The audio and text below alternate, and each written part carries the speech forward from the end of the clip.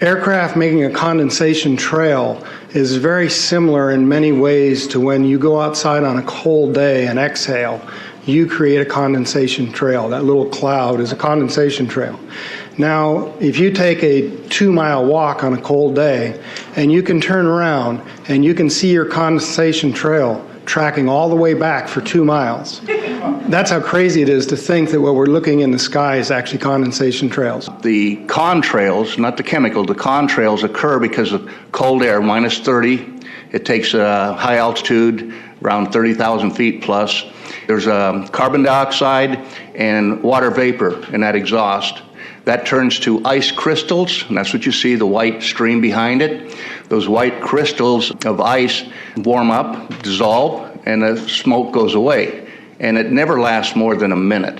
What we're seeing now, and I first could not believe it, and I started looking at the skies, and these are not normal, they're not natural. There's something going on. I don't know who it is or why they're doing it. All I can testify is it's not natural and it's not normal. It's got to be some outside influence doing that. Thank you. I'm here to give you testimony that chemtrails, they're not contrails, are indeed real. They're spraying almost every day. I watch the clouds and watch the spraying program going on. I want to tell you that we're in very great danger from the pollution that's coming down over us. And we've been led astray by the military-industrial complex, and they're responsible for the cloud's creation and weather manipulation programs. They're dark operations. That's why they're not out in the media. I look around and I see people are starting to look up and see this. Many times I've spoken about chemtrails, and I get this blank look on my face. What are you talking about? I'm saying, look up. As a pilot, before I fly, I look up.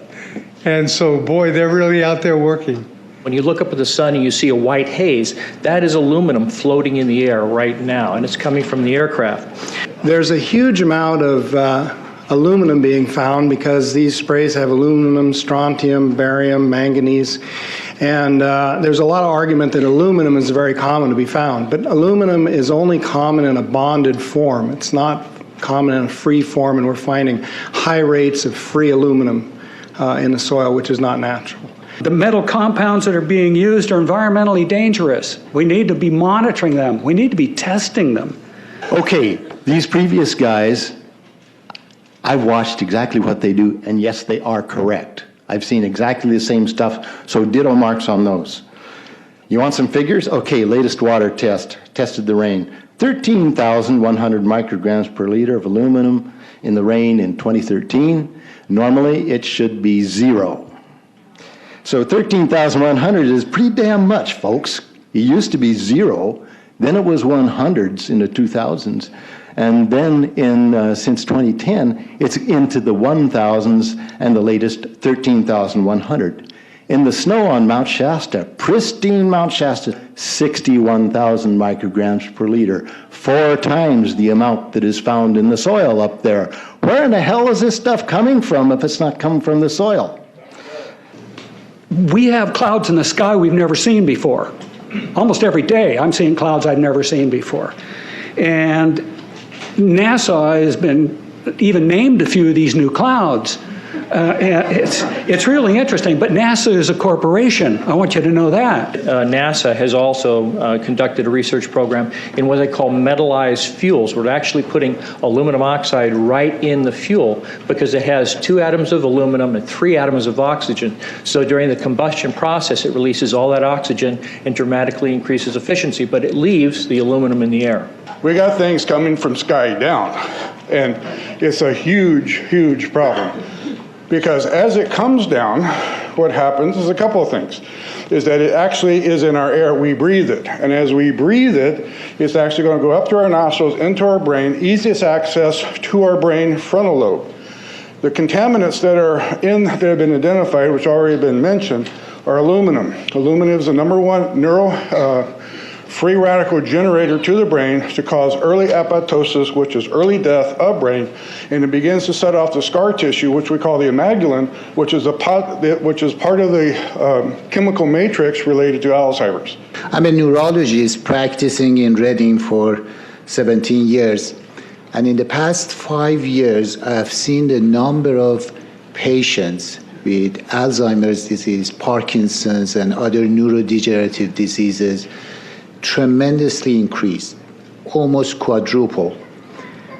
I became interested in chemtrails about 8 years ago when I was in Hawaii, and the Hawaiians are really being very vocal about it. I concur about the increasing number of Alzheimer's. They have been able to take the aluminum and micronize it, which means it'll stay up longer. But it also means, and I don't know if any of you have noticed a metallic taste in your mouth when they're spraying, but you inhale that, it goes up through your cribriform plate and through your sinuses and into the brain. As you heard, to spray nanoparticles, very small particles. These nanoparticles, they basically trigger a programmed cell death in the brain, and that is the ultimate path we see in Alzheimer's. That's problem number one, because when we look at the Alzheimer issue, we say those are the old. The real problem is, and the real scare I have, is as I am a father of 2, I am a grandfather of 3. So the drama is our children. ADD started in the 70s. Autism was not on the radar. There was no documents, there was no information. It was 1 in 100,000 children. Today, what we have is 1 in 48 boys. I was part of the early group that was looking for aluminum in ADD and ADHD. And all of those children that started to develop those phenomena had high levels of aluminum. When we figured out protocols to detox them out, to free the body of those particular contaminants, what happened is that their brains came back. When we do this to the age, it doesn't come back as quick, but it will come back. But I'm seeing Alzheimer's in 56 years old. Back in the 70s, Alzheimer's when you were 80. If you remember 8 to 10 years ago, there was this big move to get rid of aluminum from underarm deodorant because it would cause Alzheimer's. Look what they're doing to us now. I want to give you a little bit of history on the background behind nanoparticles has been described before. A nanometer is 1/1000th of a meter. It's very small. In fact, if you have particles, say, that are 40 or 50 nanometers across, you can take and line 50 of them up next to a single red blood cell. These things are extremely tiny. They're pervasive. The collapse and decrease of agriculture is something I worry about even more than the previous info about autism and Alzheimer's. Believe me, I'm seriously concerned with what I'm watching. As a wildlife biologist, I've been watching the ecosystem collapse. When you lose all your stream organisms, when you have aluminum overload in your streams, you're killing your microbial bacteria and you're disrupting the entire ecosystem. So it goes way beyond just a little bit of pollution. How did Monsanto know to create aluminum-resistant plants? I don't think I've heard anybody ask that question. Okay. Insects. I've done studies in Siskiyou County. They're at 20% of normal. The aquatic insects basically made a nosedive in 2006 to about 20% of normal. So far this year, I've sampled 200 trout stomachs. 98% of them are empty. So sorry about the trout fishing, fellows. The mayflies, stoneflies, dipterus, and caddisflies are damn near gone. The terrestrial sampling is down to about 20% of normal, except for pest species like ants. We're seeing a loss of the major bird species, and as the gentleman said, the ecosystem is unraveling, and Audubon's been telling you that for years. The materials that are going into the environment right now, aluminum oxide nanoparticles and barium nanoparticles, these just happen to be the same materials that they use in nanothermate explosives. And so when this stuff settles down out of the air into the environment, it is small enough to be absorbed through the root structure of the trees in the forest. And so when there's a forest fire, and there will be a forest fire, those fires burn dramatically hotter. The point is that the cost of firefighting, the cost in the healthcare system have nearly doubled in the last 10 years. The amount of acreage is lost because of fires. The impact on human health is dramatic. I personally tested water and aluminum, and I found aluminum had 47 times the normal expected amounts. Strontium had 10 to 20 times the amounts. Barium was 20 times.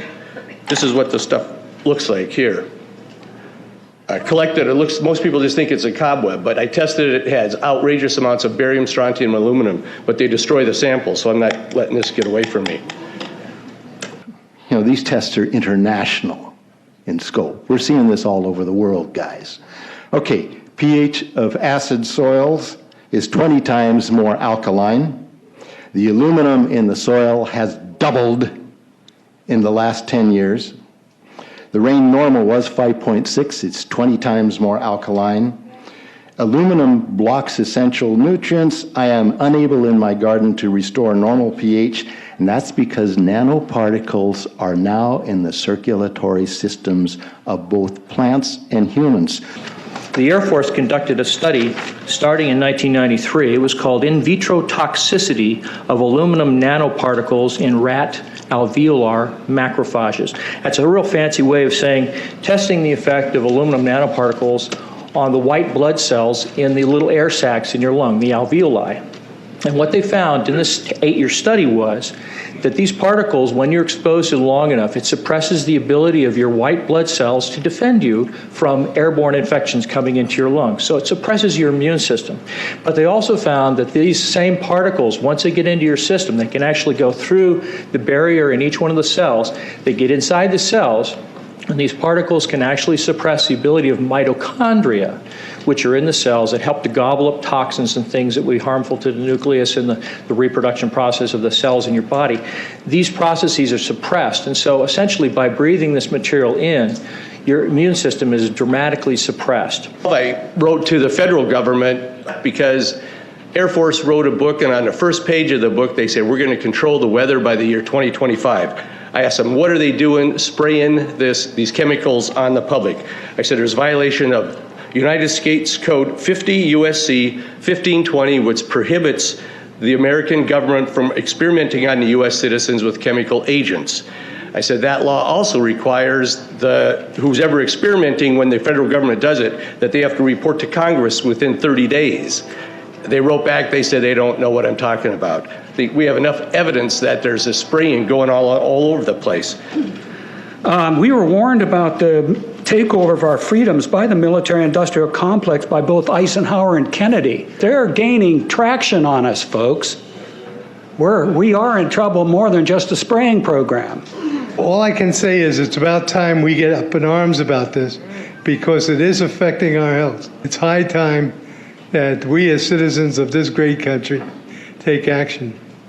Board of Supervisors in Suffolk County, New York, they outlawed geochemical engineering. Hawaii passed an ordinance prohibiting geochemical engineering. I urge you to bar geoengineering in Shasta County and pass an ordinance. At least ask some damn questions. What the hell is all this aluminum doing here? Why are the trees dying, fishes dying? Why is there Alzheimer and aluminum spiking? And why are these fibers on the ground here in Shasta County? Thank you. Thank you, Mr. Marmon. Today, the Shasta County Board of Supervisors has been the beneficiary of some sincere, passionate, and knowledgeable comments. And I thank you for those. I am in agreement with my colleagues about sending letters and a call for action, but I would hope that we could go a step further. I would like for us to send a copy of this video where all of you spoke today, all 2.5 or 3 hours of this testimony, to be sent to our senators and our U.S. representatives, and also our representatives in the state of California. We'll do that. Let them listen to the passion that came out of this meeting today. Thank you. You have the motion in front of you. I think it's understood. All in favor, say aye. Aye. Any opposition? Motion passes unanimously.